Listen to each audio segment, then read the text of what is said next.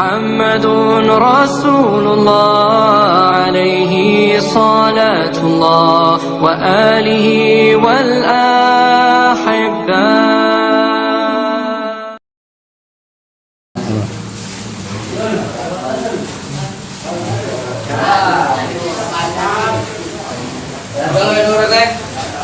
Bismillahirrahmanirrahim. Assalamualaikum warahmatullahi wabarakatuh. Waalaikumsalam warahmatullahi wabarakatuh.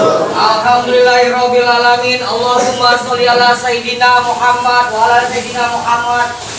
Amma ba'du. Alhamdulillah, dulur-dulur, kawan-kawan CSS. Minggu ini masih banyak bertemu lagi kita dalam keadaan sehat karena ada izin dari Allah Subhanahu wa taala. Salawat dan salam kita berikan kepada junjungan kita Nabi Muhammad sallallahu alaihi wasallam. Kami di sini jangan bukan nak berceramai, bukan nak ngajari, sama-sama belajar, sama-sama nak silaturahmi. Jadi padilahnya barang siapa yang sering silaturahmi, menyambung silaturahmi akan dimudahkan rezekinya, akan dipanjangkan umurnya. Amin. Adapun acara nanti yaitu pertama kita pembacaan taklim, sama-sama kita tawadhu, sama-sama mendengarkan. Dan kita terus itu ada bayan itu ceramah agama. Sengaja kami datangnya dulur-dulur, kami abang-abang dari Medan. Nah, insya Allah nanti kedepannya kita panggilkan juga ustadz-ustadz yang di luar sana, terutama Ustadz Luber Yadi. Karena Ustadz Luber Yadi itu udah janji sama kita, lah berjanji, insya Allah mereka nak bakal ngisi kita di sini. Nah, dibayar Ustadz Luber Yadi itu SPD, insya Allah akan hadir juga. Nanti insya Allah sama-sama kita lihat, ambil tawadu, kita mendengarkan sama-sama. Insya Allah yang bertugas ya. Oras. Assalamualaikum warahmatullahi wabarakatuh. Waalaikumsalam warahmatullahi wabarakatuh. Dalam membersihkan dosa, sholat bagaikan sungai yang mengalir. Hadis keempat dari Sayyidina Abu Hurairah radhiyallahu anhu. Dia berkata, aku mendengar baginda Rasulullah SAW bertanya, bagaimana pendapat kalian jika ada sebuah sungai di depan pintu seorang dari kalian, lalu ia mandi di dalamnya 5 kali sehari? Apakah masih ada kotoran di badannya yang melekat di tubuhnya? Para sahabat radhiyallahu anhu menjawab, tidak akan ada kotoran badan yang masih melekat di tubuhnya. Beliau bersabda, itulah perumpamaan sholat 5 waktu. Dengannya Allah Subhanahu wa taala akan menghapus dosa-dosa. Hadis keempat dari Sayyidina Jabir radhiyallahu anhu, ia berkata, baginda Rasulullah sallallahu alaihi wasallam bersabda, perumpamaan salat 5 waktu adalah seperti sebuah sungai yang dalam yang mengalir di depan pintu rumah seseorang dari kalian. Ia mandi di dalamnya 5 kali sehari. Biasanya air yang mengalir itu bersih dan dari kotoran dan lain-lain. Semakin dalam sebuah sungai, airnya semakin jernih dan bersih. Oleh sebab itu, hadis di atas mengumpamakan salat dengan sungai yang dalam dan mengalir, yang seandainya seseorang mandi di dalamnya badannya akan bersih. Demikian pula salat yang dilakukan dengan menjaga adab-adabnya dapat membersihkan segala dosa-dosa. Selain hadis di atas, masih banyak hadis lain yang semakna dengan hadis tersebut. Bergegas salat dalam setiap musibah. Dari Sayyidina Hudzaifah radhiyallahu anhu, ia berkata, apabila baginda Rasulullah sallallahu alaihi wasallam menemui suatu kesulitan, maka beliau bergegas mengerjakan salat. Salat adalah rahmat Allah Subhanahu wa taala yang besar. Mencari penyelesaian dengan salat ketika menghadapi setiap kesulitan berarti mendatangkan rahmat Allah Subhanahu wa taala. Jika rahmat Allah Subhanahu wa taala datang, tidak akan ada lagi kesulitan yang tersisa. Banyak riwayat yang menyebutkan tentang hal ini.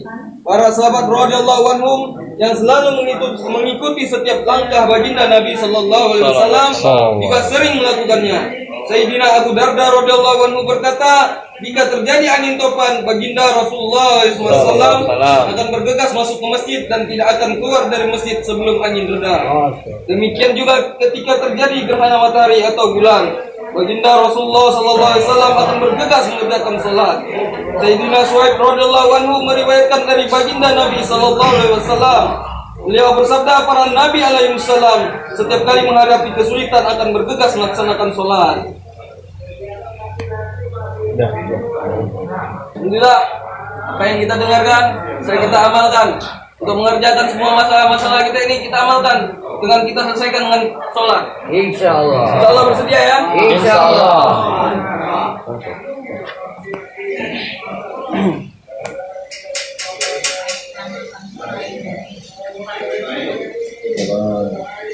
Assalamualaikum warahmatullahi wabarakatuh. Waalaikumsalam warahmatullahi wabarakatuh. Innal hamdalillah nahmaduhu wa nasta'inuhu wa nastaghfiruh wa na'udzu billahi min shururi anfusina wa min sayyiati a'malina. May yahdihillahu fala mudilla lahu wa may yudlilhu fala hadiya lahu. Asyhadu an la ilaha illallah wa asyhadu anna Muhammadan abduhu wa rasuluh alladzi la nabiyya ba'da. Wa sallallahu ta'ala alihi wa ala alihi wa salama tasliman katsiran katsira. Puji syukur kepada Allah Subhanahu wa taala, selawat kepada baginda Nabi sallallahu alaihi wasallam. Teman-teman yang dimuliakan Allah Subhanahu wa taala, semua orang pasti ada masalah. Cocok? Semua orang pasti punya masalah. Yang di luar penjara ada masalah, yang di dalam pun ada masalah. Betul nggak? Betul. Apa masalahnya?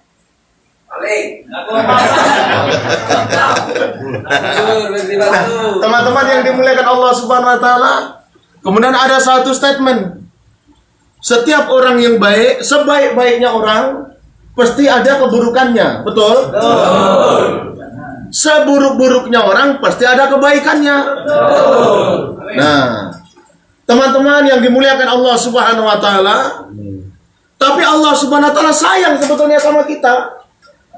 Dan teman-teman sekarang ini Allah Subhanahu wa taala tempatkan di sini ini lebih mulia Allah daripada nanti ditempatkan di nerakanya Allah taala. Astagfirullahaladzim. Sekali lagi, seburuk-buruknya orang pasti ada kebaikan. Allahu Akbar. Allahu Akbar. Nah, orang yang baik itu keburukannya Allah Ta'ala balas di dunia ini. Maka kita harus berhusnuzan sama Allah Ta'ala. Nah, teman-teman yang dimuliakan Allah Subhanahu wa Ta'ala, satu orang yang baik pasti ada keburukannya. Keburukannya Allah Ta'ala balas di dunia ini. Supaya apa? Supaya nanti kalau kita nanti mati menghadap Allah Ta'ala sudah bersih daripada dosa-dosa kita. Allah. Untuk apalah di depan orang kita bagus mantap, padahal busuk di hati kita kadang. Betul nggak? Betul. Kadang-kadang pandai karena ada uangnya dia bisa ditutup-tutupi. Tapi kita ini sudah Allah SWT kasih sayangnya seberapa, nggak ada apa-apa ini Bapak. Betul, nggak ada apa-apanya. Ini cuma 29 orang. Di Batam itu di depan 1.500 orang, macam apa ini? Saya tanya, berapa tahun lagi Bang? Alhamdulillah sikit Ustaz, 18 tahun lagi.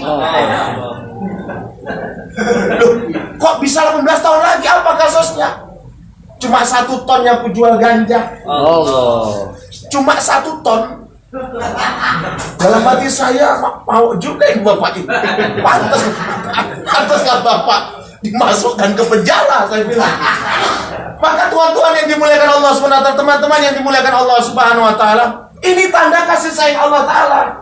Supaya nanti ketika menghadap Allah Ta'ala sudah bersih daripada dosa-dosa Bapak. Allah, amin ya Allah.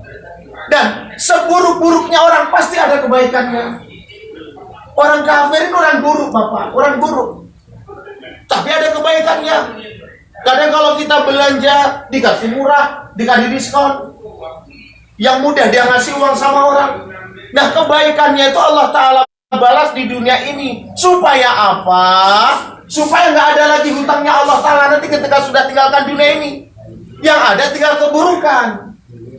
Maka teman-teman yang dimuliakan Allah Subhanahu wa taala, kadang-kadang orang memandang sebelah mata dengan orang yang dipenjara. Pak, betul.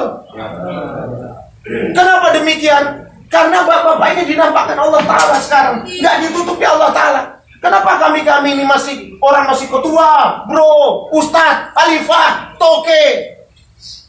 Kenapa? Karena keburukan saya, keburukan teman-teman kita masih ditutupi Allah Ta'ala. Allah. Kalau nggak ditutupi, kurasa muak kalinya orang nengok kita. Mau muntah pun kurasa.